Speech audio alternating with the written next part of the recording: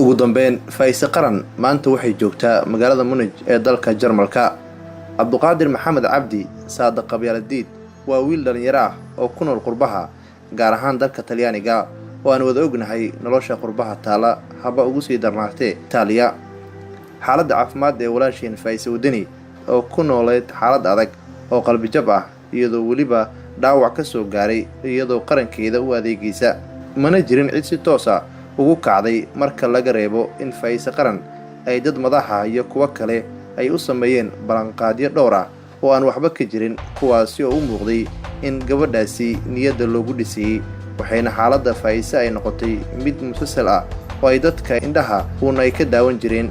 Saadaq Qabyaaladiid ayaa noqday qofkii ugu horeeyay ee ku guuleystay kana dhabeeyay geesinimadiisa iyo Soomaalinimadiisa isagoo aan waliba garab ka helaynin dawladda iyo hay'adba.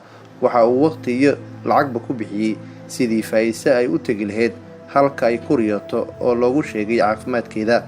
Ilaahay baa caafimaadka baxshay.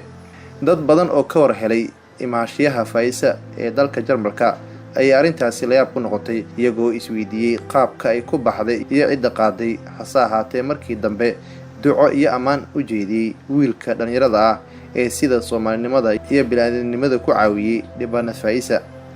haddaba weli Faaiise Cabdirashiid kama maaranto garabka walaalaheeda Soomaaliyeed ee weli damiirka Soomaalinimo ku dambayso sida Saadaq Qabyaaladiid oo kale waxayna xilligan ku jirtaa isbitaal ku yaala magaalada Munich ee dalka Germany.